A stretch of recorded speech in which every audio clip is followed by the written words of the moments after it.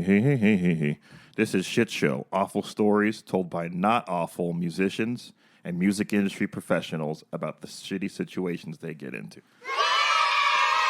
Buddy, you're back listening to Shit Show. What's happening? This is Nate and Eric from In the Whale. Hey, how you been, man? I haven't seen you in a little bit. Oh, man. I've been pretty busy, man. Just back home, off tour, working a day job, doing my thing, working my ass off. Damn. Well, Yeah. you look good. I haven't seen you. Do I? Yeah, I mean, you look good. Okay. So today, that we're recording this, it is my birthday. And for my birthday, I wanted to go and do a shit show from our In the Whale experience that Eric just showed up with a list of shit. I've been keeping a list for a couple of years now. And the one that just stood out top of the list for me was the Dawg Pound. Yes. Salt Lake City. Yes, and this place is closed for good now, so we can say the real name and talk shit about it.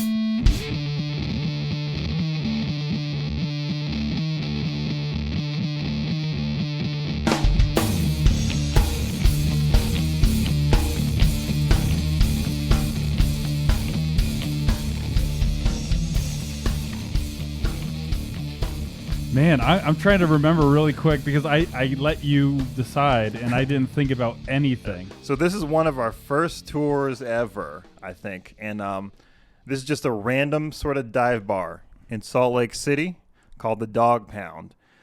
Just booked us on a whim. And yeah, it was like a weekday too. So it was like already everything was against us. It was like a Tuesday. We were driving from... I think we played Grand Junction the night before, which is not a long drive. I think it's like 4-hour drive.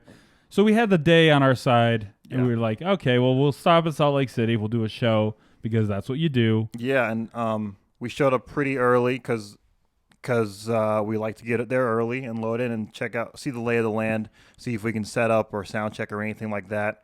And it's a proper dive bar. There's a tiny little stage, like maybe 1 foot high.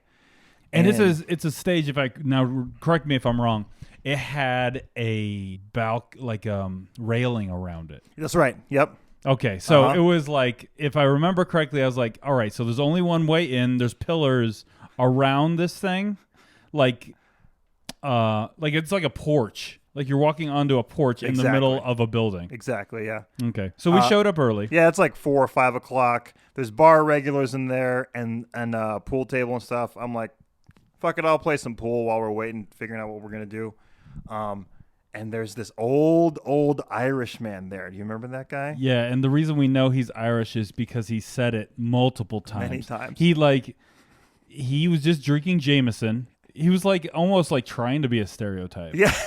He was drunk as a fucking skunk. And you know how alcoholics have that red nose? The bulbous red nose? Yeah, it's called a gin blossom. The gin blossom. He had one of those in full effect.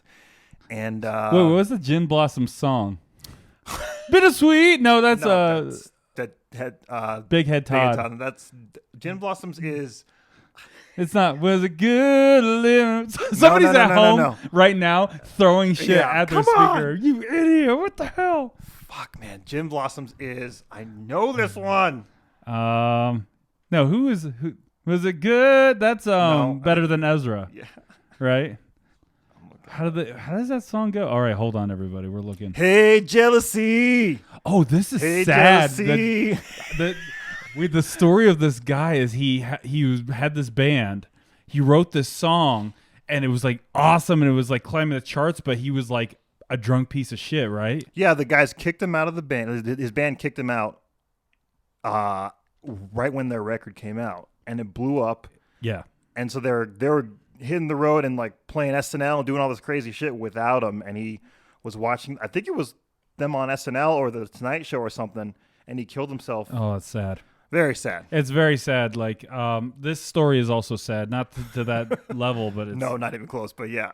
It's so sad. So anyway, we're hanging out, playing a little pool with the alcoholic dude, and this dude finally around 5 or 6 is like, all right, I'm out of here. I'm going home.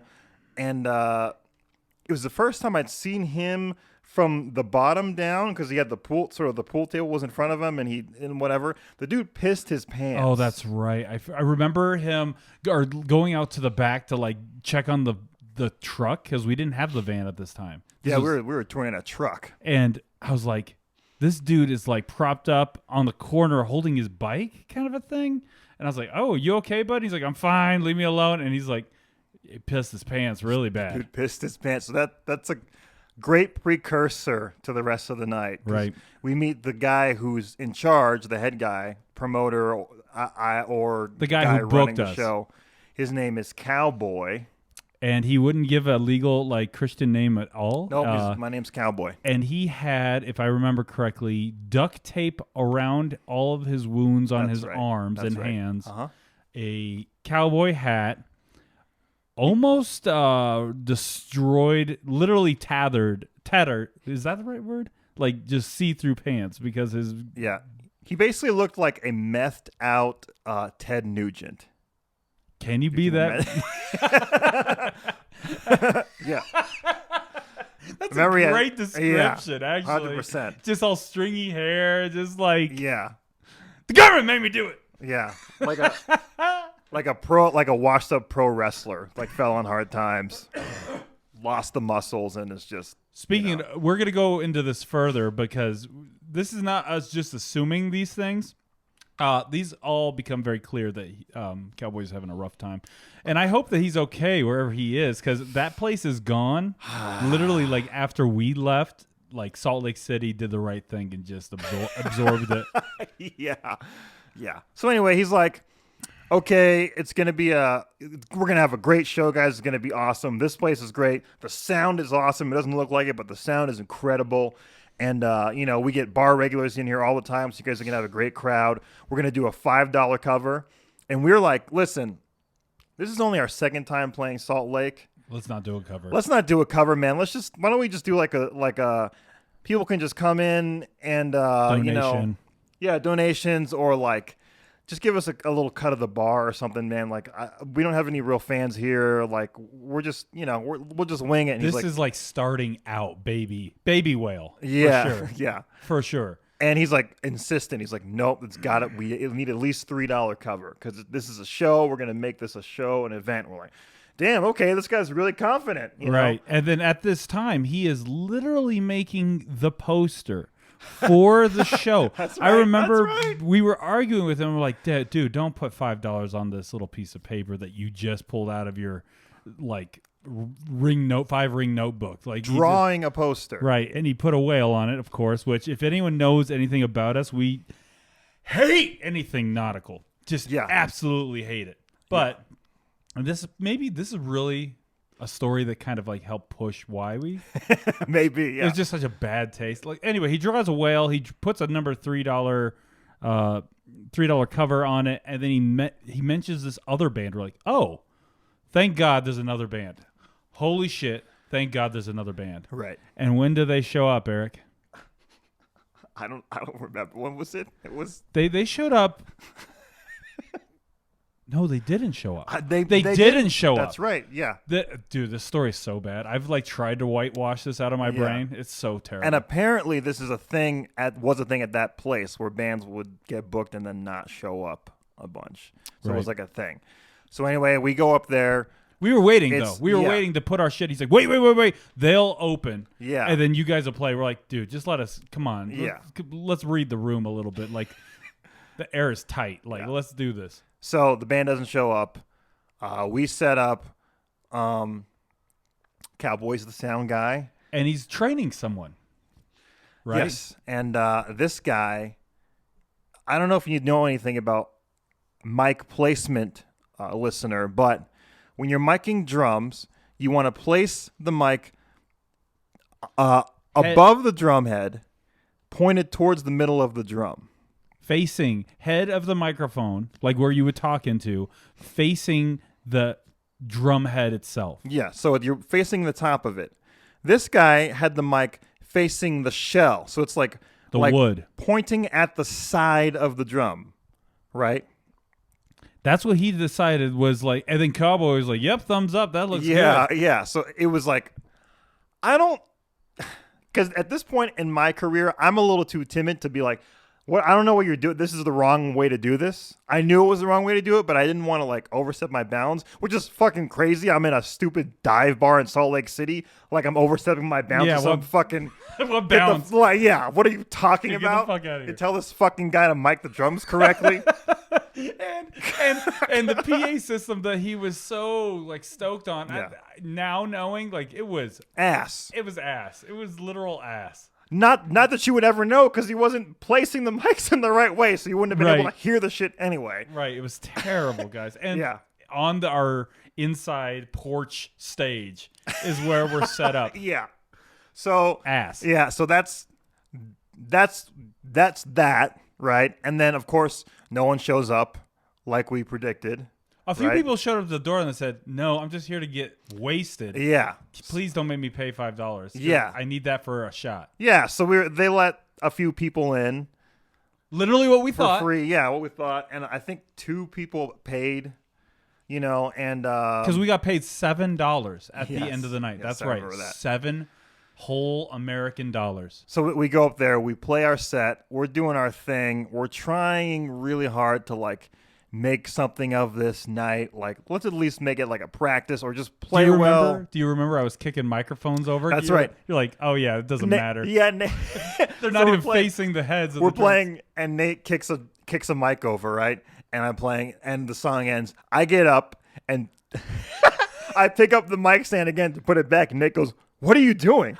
Why are you putting that back?" I'm like I don't know. I really don't know. Leave why that I'm shit. putting this back. You were real timid. We're just I'll never forget that. And he's like, "What are you doing? Why are you putting that back?" It's like, I really don't know why. Yeah, that's a good point. I have no idea why I'm doing this.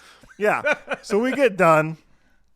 We sell, I think, a shirt and a CD, something like that. To Cowboy, I think. To Cowboy. Well, no, Cowboy got it for free. Oh, that's right. He's like, "Sorry, man, I'm guys, broke." Give me this shirt. But I swear to God, this is something that fucking freeloaders do when they're like, "Dude, give me a shirt. I'll fucking wear it. I'll promote you guys all the time," right? We're like, "Fucking whatever, Cowboy." We give him a shirt. He immediately cut the sleeves off. It was on brand, so I mean, you can't. Yeah, you can't be mad at that. It was like, it looks right for this guy. Yeah, and so our plan then was to sleep in the truck. But Cowboy's like, "You guys can sleep in the bar if you want, but you have to wait until the bar closes. And if you do a quick Google search, closes at like 3 a.m. Yeah. So we're there. We're fucking exhausted. We just want the night to be just go to sleep and forget this whole night ever happened.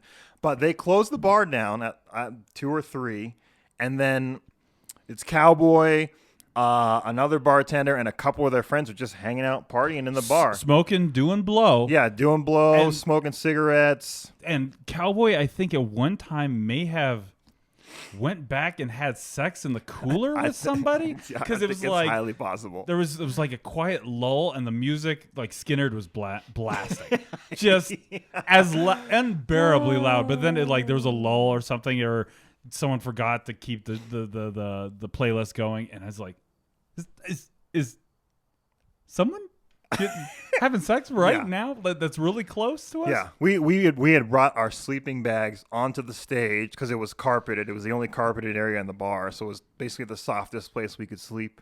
So we're laying down on our sleeping bags, trying to get some sleep, but all the lights are on. Everyone's partying until probably 5 in the morning, 6 in the morning. Cowboy decided that it was the best time of the night to do renovations. Oh my God! Do you remember that? He was literally so blown out of his mind that he brought out a table saw from the back room where I think he was having relations, and I need you guys to know this is not fake. This is 100% real. This really happened. We're not bending the truth, or there's no hyperbole in any possible way. This fucking happened. I'm not creative enough to write this kind of an idea. I don't think. Ugh. It was. So, all right. So everything's calmed down. It's kind of. Yeah, but the lights are on. About 7 a.m., they stop. Everyone, they turn the lights off, and at about 8:30, when we're woken up by who I assume is the owner of the bar, tearing Cowboy a new asshole. He opens the front door, and I remember vaguely going, what?